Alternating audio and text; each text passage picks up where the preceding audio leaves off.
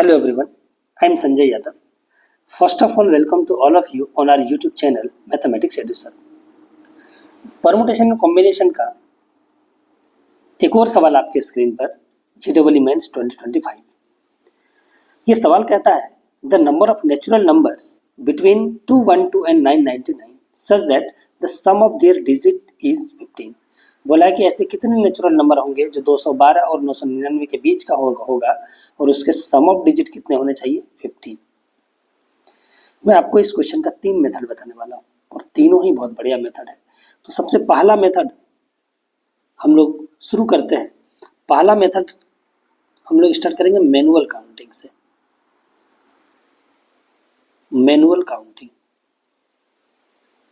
पहला मेथड हमारा होगा। चलिए, मैनुअल काउंटिंग में हमारा आइडिया क्या रहेगा? आइडिया हमारा ये रहेगा कि इसमें मैं सबसे बड़े नंबर से केसेस बनाने का स्टार्टिंग करूंगा, सबसे बड़े नंबर से नहीं, और उसके डिजिट्स को मैं लिखूंगा डिसेंडिंग ऑर्डर में। कैसे? देखिए, सबसे बड़ा नंबर से अगर स्टार्ट करना है मुझे तो मैं क्या करूंगा, 9 से स्टार्ट करूंगा। 9 से जैसे स्टार्ट किया तो दूसरा डिजिट में 9 नहीं डाल सकता हूं क्योंकि 9 9 18 हो जाएगा। 8 नहीं डाल सकता हूँ, 17 हो जाएगा। 7 नहीं डाल सकता हूँ, 16 हो जाएगा। तो दूसरा डिजिट मुझे 6 डालना पड़ेगा, 960। अब मैं क्या करूंगा, इसको 9 ही रखता हूँ। मैं पहले 9 से स्टार्टिंग होने वाले सारे नंबर को लिख लेता हूँ। तो 9 और इसका डिजिट देखो 960 डिसेंडिंग ऑर्डर में है। और यहाँ पे मैंने क्या किया, इसको 5 कर दिया और एक इसको दे दिया। इसका एक निकाल के इसको दे दिया। ये 1 हो गया, ये 5 हो गया। नंबर डिसेंडिंग में है, इसके जो भी डिजिट्स हैं वो डिसेंडिंग ऑर्डर में है। फिर 9 इसको 4 किया तो इसको 2 कर दिया। 9 इसको 3 किया तो इसको 3 कर दिया। अब नहीं लिखेंगे। अब अगर हम लोग ऐसा लिखे तो वो देखो डिसेंडिंग ऑर्डर में तो रहा नहीं, ये बीच वाला छोटा हो गया, ये बड़ा हो गया, ये बड़ा हो गया। अब ऐसा जैसे होगा तैसे वो रिपीट हो जाएगा। वो देखो ये वाला जो नंबर है इसी का वो क्या है, अरेंजमेंट है। तो ये नहीं लिखना है। अब 9 वाला खत्म हो गया। अब किससे स्टार्ट करूंगा मैं? 8 से। 8 के बाद क्या, 8 तो लिखूंगा नहीं, क्या लिखूंगा 7। 870। उसके बाद 8 इसको मैं 6 करूंगा, इसको 1 करूंगा मैं। 8 इसको 5 तो इसको 2, इसको 8 इसको मैं 4 करूंगा, इसको 3 करूंगा। तो इसको 8 क्या इसको मैं 3 करूं, इसको 3 करूंगा, ये 4 हो जाएगा। डिसेंडिंग ऑर्डर यहाँ पे डिस्टर्ब हो गया। ऑर्डर जैसे डिस्टर्ब हुआ देखो रिपीट भी हो गया। तो ये नहीं चलेगा। आप बोलोगे ये लिख लो, ये तो 14 ही हो रहा है। 8 4 12 4 16 हो गया। या फिर आप ये लिख लो, ये 14 हो गया, 15 होता ही नहीं। तो ये नहीं होगा। 8 से इतना ही नंबर बन सकते थे। अच्छा 7 तो 7 तो 7 7 14 1 15 7 6 2 और कोई 7 से 7 5 3 7 4 4। अब कोई और नहीं। जैसे इसको 3 करूंगा वो ज़्यादा हो जाएगा, रिपीट होना स्टार्ट हो जाएगा। 6 6 3 6 5 4 6 4 5 नहीं होगा, 6 से नहीं होगा। 5 से तो एक ही नंबर बनेगा, 5 5 5। डिसेंडिंग ऑर्डर में यही नंबर बन सकता है, दूसरा नहीं बन सकता। या तो डिसेंडिंग में या बराबर भी चलेगा, ऐसे कोई दिक्कत वाली बात नहीं है। जैसे यहाँ पे 5 5 है, जैसे यहाँ पे 7 7 1 है, चलेगा ऐसा। इक्वलिटी चलेगा, छोटा नहीं चलेगा बीच वाला। ठीक है, अब कोई केसेस बनेंगे नहीं, आप देख सकते हैं। अगर ऐसे हम लोग डिजिट्स को डिसेंडिंग ऑर्डर में लिखते गए तो हमारा एक भी केसेस छूटने वाला नहीं है। अब मैं क्या करूँगा, इसको अरेंज करता हूँ। अरेंज करिए।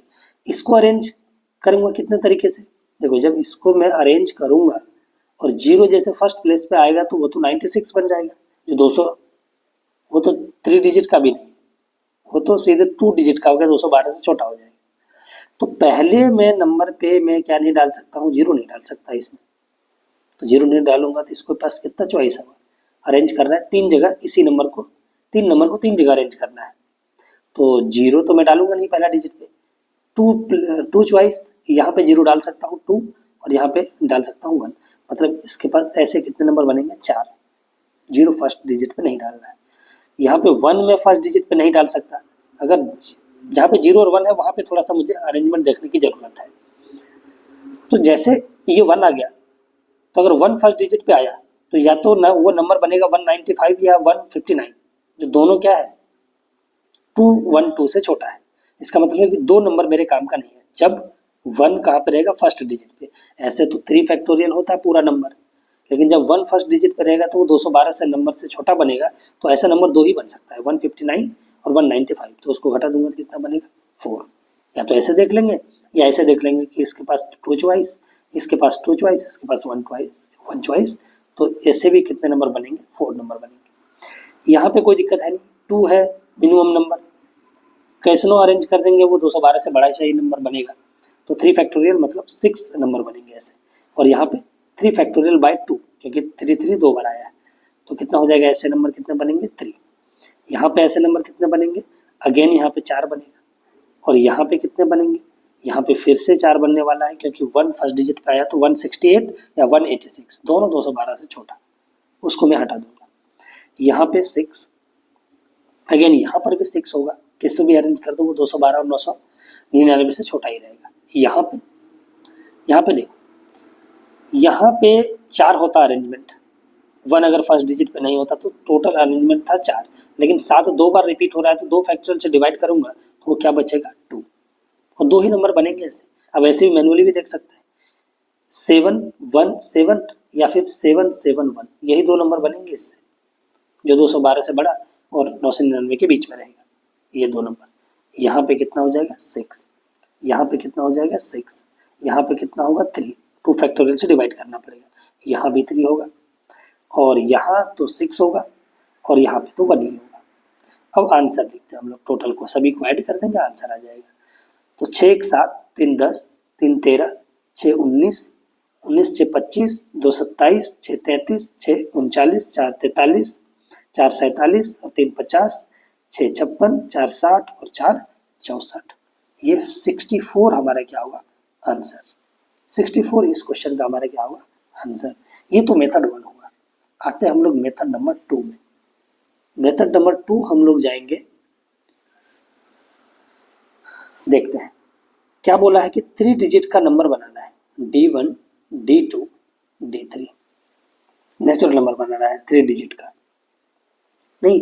और खास बात ये होना चाहिए कि इन सभी का सम कितना होना चाहिए 15, सारे डिजिट का सम कितना होना चाहिए 15 नहीं, और नंबर कितना होना चाहिए 212 और 999 के बीच में। दैट मीन्स ये जो D1 डिजिट है वो 2 से बड़ा होना चाहिए, और ऑब्वियसली वो 9 से तो छोटा ही रहेगा, 2 से बड़ा और 9 से छोटा रहेगा। D2 0 हो जाए कोई दिक्कत नहीं है, greater than equal to 0। D3 भी क्या होगा ग्रेटर देन और इक्वल टू, ये भी 0 हो सकता है, ये भी 0 हो सकता है, लेकिन D1 2 से छोटा जैसे हुआ, 3 डिजिट का कोई सा भी नंबर बनाऊंगा वो 212 से छोटा ही बनेगा। ठीक है, तो हमको D1 को रखना है 2 या 2 से बड़ा। देखिए अब मैं अगर इसका एक सॉल्यूशन मिलेगा मुझे तो 3 डिजिट का एक नेचुरल नंबर बन जाएगा मेरा, नहीं बन जाएगा। एक्स्ट्रा बनेगा क्या हम लोग देख लेंगे बाद में। तो मैं इसका नंबर ऑफ सॉल्यूशन निकालूंगा, तो इसका नंबर ऑफ सॉल्यूशन निकालने का अब देखोगे कि इसके वेरिएबल के पास अपर बाउंड और लोअर बाउंड दोनों आ रहा है। ये भी क्या होगा 9 से तो छोटा ही होगा, ये भी, और ये भी किससे छोटा होगा 9 से छोटा ही होगा। तो इसके पास अपर और लोअर बाउंड दोनों आ रहा है, हम लोग डायरेक्टली बेगर्स मेथड का इस्तेमाल कर नहीं सकते। अगर इसके पास अपर लोअर बाउंड नहीं होता तो डायरेक्ट हम लोग बेगर्स मेथड का इस्तेमाल कर सकते थे। अभी यहाँ पे हम लोग बेगर्स मेथड का इस्तेमाल नहीं कर सकते। तो क्या करूँगा, यहाँ से हमारे पास 2 तरीका है, या तो मैं नहीं, या तो यहाँ पे मैं केसेस से काम करूंगा, केसेस बना के काम करूंगा, या तो मैं जाऊंगा मल्टीनोमियल थ्योरम से। मैं दोनों मेथड आपको बताता हूँ। केसेस से स्टार्ट करते हैं, तो D1 सबसे कम क्या हो सकता है 2, तो वहीं से स्टार्ट करता है। अगर D1 2 हुआ तो D2 प्लस D3 कितना हो जाएगा, D2 प्लस D3 आपके पास हो जाएगा, वो उधर चला गया तो कितना हो जाएगा 13। अब इसका सॉल्यूशन मैं लिख लेता हूँ मैनुअली। कैसे लिख लेता हूँ, देखो मतलब D1 2 है और D2 प्लस D3 कितना है 13। मैं बड़े नंबर से फिर से स्टार्ट करता हूँ। सबसे बड़ा डिजिट में D2 को क्या डाल सकता हूँ 9। D2 को अगर 9 दिया, दोनों का सम 13 होना चाहिए, तो D2 को कितना, D1 को D2 अगर 9 दिया है तो D3 हमें 4 देना पड़ेगा। एक होगा ये सॉल्यूशन हुआ। दूसरा, इसको अगर मैं 8 लिखा तो इसको मैं 5 लिख सकता हूँ। अगर मैं इसको 7 लिखा तो मैं इसको 6 लिख सकता हूँ। ऐसे करते करते जाएंगे हम लोग। इसको अगर मैं 6 लिखा तो इसको 7 लिखूंगा, इसको मैं अगर 5 लिखा तो इसको 8 लिखूंगा, अगर मैं इसको 4 लिखा तो ये कितना हो जाएगा 9। अब इसको काउंट कैसे करेंगे, बहुत तरीके है। सेकंड देखिए, ये 4 है, 5 है, 6, 4 5 6 7 8 9 तक जा रहा है नहीं, और ये नेचुरल नंबर है। नेचुरल नंबर का ये देखो एपी में है और उसका डी क्या है 1 है। अगर किसी एपी का डी 1 हो तो nth टर्म को मैं ऐसे लिख सकता हूँ a plus n minus 1 into D, D तो 1 है, तो मैं हमेशा n जो नंबर ऑफ टर्म n को क्या लिख सकता हूँ, last term minus first term, और ये -1 इधर था, उधर जाके कितना हो जाएगा +1। तो ये हमेशा निकलेगा हमारे पास क्या, number of term, last term minus first term +1। तो नंबर ऑफ टर्म यहाँ पे कितना आ जाएगा, नंबर ऑफ टर्म। ये लास्ट टर्म कितना है, देखो फर्स्ट टर्म 4 है, लास्ट टर्म कितना है 9 है। मैं सेकंड वाले को देख रहा हूँ, 4 5 6 7 8 9, तो last term 9 minus 4 plus 1, that means ऐसे कितने नंबर ऑफ टर्म आएंगे, n नंबर ऑफ टर्म कितने आ जाएंगे 6। अब मैं आता हूँ d1 को लेता हूँ मैं 3। जब d1 को 3 लिया तो d1 plus d2 plus d3 कितना हो जाएगा, 3 लिया तो ये 12 हो जाएगा। 12 हुआ तो स्टार्ट कहाँ से होगा, 9 से। 9, अगर d1 को 9, d2 को 9 लिया तो d3 को कितना 3 लेना पड़ेगा। 9 3 8 4, ऐसे करते करते कहाँ तक जाएगा, ये जब 3 हो जाएगा और ये जब क्या होगा 9, मतलब d3 को ज़्यादा से ज़्यादा 9 रख सकते हैं और इसको 3 को, इतने नंबर आएंगे। इसमें नंबर ऑफ टर्म कितने होंगे, n। नंबर ऑफ टर्म क्या होगा, देखो ये 3 4 9 तक जा रहा है, तो लास्ट टर्म 9 है, फर्स्ट टर्म 3 है और +1, ये कितना हो जाएगा 9 1 10, ये 7 हो जाएगा। d1 को रखता हूँ मैं 4, d1 को जैसे 4 रखा तो d2 प्लस d3 ये कितना आ जाएगा 11। स्टार्ट करता हूँ मैं 9 2 8 3, ऐसे करते करते जाऊंगा तो 2 9 तक जाऊंगा मैं, तो n कितना हो जाएगा, first last term 9 minus first term +1, 9 1 10, ये 8 हो गया। d1 को रखता हूँ मैं 5, तो d2 प्लस d3 कितना हो जाएगा, ये हो जाएगा 10। स्टार्ट कहाँ से करूँगा, 9 1 8 2, सो ऑन जाएगा कहाँ तक, जब d2 हो जाएगा 1 और ये हो जाएगा d3 9, तो नंबर ऑफ टर्म यहाँ पे कितना आ जाएगा, फर्स्ट टर्म है 1, लास्ट टर्म है 9, ऐसा, तो ये कितना बनेगा 9। ठीक है, अब d1 को मैं लेता हूँ 6, d2 प्लस d3 कितना हो जाएगा 9, तो 9 हो गया तो स्टार्ट कहाँ से करूँगा, 9 0 8 1, जाएगा कहाँ तक 0 9 तक, तो n कितना हो जाएगा, last term 9 minus 0 plus 1, that means 10। d2 d1 को मैं रखता हूँ कितना 7, तो d2 प्लस d3 कितना हो जाएगा 7, यहाँ पे 8 हो जाएगा। स्टार्ट किससे करूँगा मैं, 8 0 से, 8 इसको 8 इसको 0, तो लास्ट कौन सा बनेगा 0 और 8, तो n कितना होगा, last 8 first 0 plus 1, that means 9, और d1 जब मैं 8 रखा तो d2 प्लस d3 अगेन कितना आ गया हमारे पास 7 आ गया, तो ये भी होगा 7,0 से स्टार्ट होगा, 7,0 और जाएगा कितना 0,7 तक, तो देयरफॉर n कितना हो जाएगा 8, 7 माइनस 0 प्लस 1, दैट मीन्स 8। और अगर d1 इज इक्वल्स टू हमारा 9 है तो d2 प्लस d3 कितना हो जाएगा 6, तो देयरफॉर स्टार्ट कहाँ होगा 6,0 से स्टार्ट होगा एंड सो ऑन 0,6 तक जाएगा, तो n की वैल्यू हमारे पास कितना आ जाएगा 6 माइनस 0 प्लस 1, दैट मीन्स 7। अब मैं इसको क्या करूँगा, आंसर फिर से ऐड करूँगा मैं सभी को। जब मैं ऐड करूँगा तो देखो कितना आता है, 8 7 और 8 15, 15 और 9 24, 24 और 10 34, 34 और 9 43, 43 और 8 51, 51 और 7 58, 58 और 6 कितना हो गया 64, तो हमारा फिर से आंसर कितना आ गया 64। तो आप इस मेथड का भी इस्तेमाल कर सकते हैं। अब मैं उस इक्वेशन को सॉल्व करने के लिए मल्टीनोमियल थ्योरम का भी इस्तेमाल कर सकता हूँ। तो मेथड 3 क्या है, उसी को सॉल्व करने के लिए उसी इक्वेशन को मेथड 2 का ही एक्सटेंशन, मतलब इस इक्वेशन को सॉल्व करने के लिए हमारे पास मल्टीनोमियल का भी एक तरीका होता है। तो मल्टीनोमियल का भी इस्तेमाल कर लेते हैं, या तो केसेस से जाओगे या तो मल्टीनोमियल से जाएंगे। मल्टीनोमियल का इस्तेमाल कर लेते हैं। d1 d2 d3 है प्लस 15 और d1 मिनिमम 2 है, मैक्सिमम कितना है 9 है। नाउ यहाँ पे हम लोग मल्टीनोमियल का इस्तेमाल कर लेते हैं मेथड 3 में। मल्टीनोमियल क्या कहता है, इस मेथड को इस्तेमाल करने के लिए हम लोग क्या करते हैं, एक न्यू वेरिएबल y को इंट्रोड्यूस करते हैं।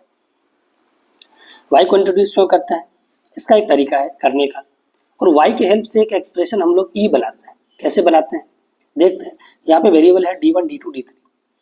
d1 का रेंज है 2 to 9, d2 का रेंज है 0 to 9, d3 का रेंज है 0 to 9, है ना।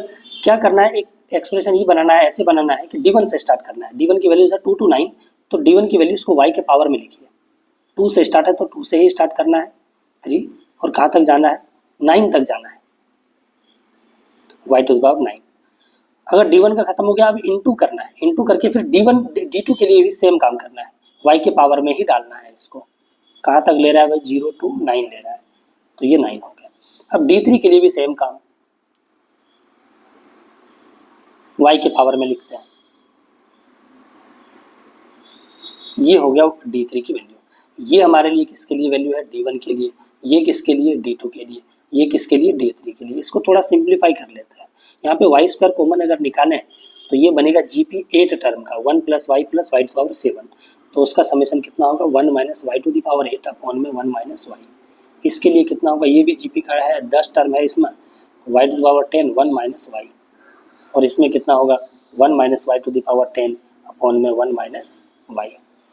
इसको थोड़ा सिंप्लीफाई अगर हम लोग करें तो Y square 1 - y to the power 8, ये दोनों बन गया 1 - y टू द पावर 10 का स्क्वायर।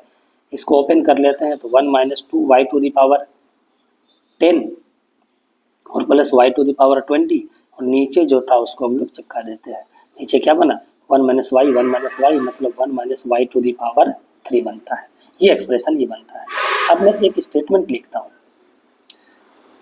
कि number of solution of first same as the coefficient of y to the power 15 in the expression A। ये सही बात है क्या, ये बिल्कुल सही है। क्यों सही है देखिए, y to the power 15 इसमें कब जनरेट होगा, इसी को ये सिंपलीफाई करके लाए हम लोग। तो इसमें y to the power 15 कब जनरेट होगा, जब y का पावर इधर से, एक एग्जांपल लेते हैं, y के पावर इधर से एक 2 इसके 5 से मल्टीप्लाई हुआ होगा, और ये दोनों मिलकर 7 हुआ होगा, और जब 7 इसके 8 y के पावर 8 से मल्टीप्लाई हुआ होगा तो एक बार 15 जनरेट हुआ होगा। देखिए यहाँ पे d1 की वैल्यूज था y के पावर में, यहाँ पे d2 की और यहाँ पे d3 की, मतलब इसको मैं असाइन कर सकता हूँ d1, इसको d2 के लिए असाइन कर सकता हूँ और इसको d3 के लिए असाइन कर सकता हूँ। तो देखिए एक बार अगर y to the power 15 यहाँ से जनरेट होगा तो इसका देखिए, इसका एक सॉल्यूशन आ गया, 2 + 5 7 + 8 15, देखिए इसका एक सॉल्यूशन आ गया, क्योंकि इसमें y to the power 15 का हर एक का कोफिशिएंट, हर एक टर्म जहाँ भी y to the power 15 generate होगा उसका कोफिशिएंट कितना है 1 है। तो इसमें जितने तरीके से मैं y to the power 15 का कोफिशिएंट जनरेट कर सकता हूँ उतना ही नंबर ऑफ सॉल्यूशन इसका होगा। आई होप आपने समझा होगा इस कॉन्सेप्ट को। आगे आते हैं, अब मेरा टास्क है इसमें y to the power 15 का कोफिशिएंट निकालना। ई को जब हम लोग देखते हैं ध्यान से तो पता चलता है कि यहाँ पे y पर पावर 2 पहले से ही था, तो मैं इस बच्चे वाले एक्सप्रेशन में y to the power 13 निकाल लूंगा क्योंकि y स्क्वायर पहले से इसमें है। तो y to the power 15 का कोफिशिएंट e में निकालने के बजाय मैं y to the power 15 का coefficient of y to the power 13 निकाल लूंगा इसमें। अच्छा, जब मैं इसमें y to the power 13 का कोफिशिएंट निकाल रहा हूँ तो इस y to the power 20 का क्या काम है, कोई काम नहीं है, ये किसी से भी मल्टीप्लाई होगा तो y to the power 13 generate नहीं होगा, तो मैं इसको नेग्लेक्ट कर दिया। बचा कितना 1 - 2y to the power 10, और नीचे क्या बच गया 1 - y to the power 3। Now अब हम लोग क्या करने वाले हैं, coefficient of y to the power 13 इसमें देखने वाले हैं। अब इसको भी मल्टीप्लाई कर लेते हैं, इसको मल्टीप्लाई किया तो 1 - y to the power 8 - 2y to the power 10, और फिर यहाँ पे जब ये दोनों मल्टीप्लाई होगा तो बनेगा 2y to the power 18, और मुझे 13 ही देखना है, वो भी किसी काम का नहीं है तो बार बार क्यों लिखें उसको। तो 1 minus Y to the power यहाँ पे कितना आ गया 3। अब मैं क्या करता हूँ, इसको ऊपर ले जाता हूँ मैं, coefficient of Y to the power 13 in, इसमें हम लोग देखने वाले हैं, इसको ऊपर ले जाते हैं और मल्टीप्लाई भी कर लेते हैं। तो मल्टीप्लाई करेंगे तो 1 से मल्टीप्लाई होगा तो y to the power -3 generate होगा, minus Y to the power 8 into 1 minus Y to the power -3 और फिर -2 y to the power 10, 1 minus Y to the power कितना -3, ये होगा। इसमें मुझे क्या ढूंढना है, वाई टू दी पावर 13 का कोफिशिएंट। देखना पिछले लेक्चर में भी आपको एक हमने एग्जांपल एक रिजल्ट बताया था कि coefficient of x to the power r in, इसमें 1 minus x to the power -n is क्या था, n plus r minus 1 CR। ये रिजल्ट को आप क्या रखिए, ध्यान रखिए। अब यहाँ पे हम लोग देखिए, इसमें मुझे चाहिए 13 का कोफिशिएंट। 13 का कैसे होगा, तो मतलब r बराबर 13 और n बराबर कितना है 3, तो कितना होगा n plus r, 3 plus 13 minus 1 C13 minus, यहाँ पे y टू पावर 8 पहले से है तो इसमें मैं ढूंढ लूँगा y टू पावर 5 का कोफिशिएंट। तो 5 मतलब r बराबर 5 हुआ, 5 प्लस 3 माइनस 1 C5 क्योंकि r 5 था, माइनस 2, यहाँ पे 10 है तो इसमें मैं 3 का पावर देख लूँगा, दैट मीन्स 3 है r, n भी 3 है और -1 C3। अब इसको हम लोग क्या करते हैं, सिंप्लीफाई कर लेते हैं जस्ट। ये हो गया 15 C3 13 माइनस ये हो गया 7 C5 और ये हो गया 2 इंटू 10, ये हो गया 5 C3। डायरेक्ट मैं कैलकुलेट करता हूँ थोड़ा स्पीड से, ये क्या होगा 15 फैक्टोरियल, तो इसको मैं लिख सकता हूँ 15 14, नीचे क्या आएगा 2 फैक्टोरियल 13 फैक्टोरियल, ऊपर से कैंसिल आउट हो गया होगा ये ऐसे, और ये 2 फैक्टोरियल और यहाँ पे 13 फैक्टोरियल तो ये चला गया होगा, ये 7 माइनस, इसको लिख सकता हूँ 7 6 5 फैक्टोरियल नीचे ऊपर से चला गया, यहाँ पे 2 बचा होगा। आप कैलकुलेट कर सकते हैं इसको, ये 2 ये 5 4 3 फैक्टोरियल ऊपर से चला होगा, नीचे 2 बचा होगा, तो ऐसे ये कितना है 15 7 105 माइनस 7 21 10 दूना 20 और अगर 105 में 41 गया तो कितना बच गया 64। यही हमारा क्या था आंसर। नहीं, आपको यहाँ पे एक कंफ्यूजन रहा होगा कि आपने D1 को स्टार्ट किया है 2 से, D1 को किससे स्टार्ट किया है 2 से, और D2 को स्टार्ट किया है 0 से और D3 को भी स्टार्ट किया है 0 से। तो जब D1 2 लेगा, D2 0 लेगा और D3 0 लेगा तो नंबर क्या बनेगा 2 0 0। क्या ये वाला सॉल्यूशन इसमें एक्स्ट्रा काउंट हो गया क्या? मेरा जवाब है इसमें एक्स्ट्रा काउंट नहीं हुआ है। क्यों नहीं हुआ होगा? ये कब जनरेट हुआ होगा 2, सम कितना है इसका, इसके डिजिट का सम है 2, मतलब ये जनरेट होगा y के पावर 2 में, और मैं ढूंढ किसको रहा हूँ इसमें y का पावर तो मैं इसमें y का पावर तो मैं 15 ढूंढ रहा हूँ, तो 2 तो इसमें जनरेट ही नहीं हुआ होगा, और 200 तभी बना होगा जब यहाँ पे 2 बना होगा, नहीं तो ये नंबर इसमें काउंट नहीं हुआ होगा। क्या यही और भी एक्स्ट्रा नंबर आए होंगे जैसे 201 202 211 तक बना होगा, और इसमें किसी भी डिजिट का सम 15 नहीं है, तो मतलब ये नंबर इसमें काउंट हुआ ही नहीं है। मतलब जो हमारा सॉल्यूशन है ये हमारा सॉल्यूशन बिल्कुल करेक्ट है, मुझे इसमें कोई छेड़छाड़ करने की ज़रूरत नहीं है, क्योंकि ये नंबर इसमें एक्स्ट्रा बन सकते थे क्योंकि मैं D1 को 2 से स्टार्ट किया था, लेकिन नहीं बनेगा क्योंकि इसके डिजिट का सम 15 नहीं है, और जो भी इसमें आया है वो सभी के डिजिट्स का सम क्या है 15 है। So thank you so much for watching, thank you so much. फिर हम लोग अगली वीडियो में मिलते हैं इसी तरीके के एक बेहतरीन क्वेश्चन के साथ। वो ये वीडियो थोड़ा लेंथी हो सकता है बट हमने कॉन्सेप्ट इसमें बहुत सारा सीखा है। So thank you so much.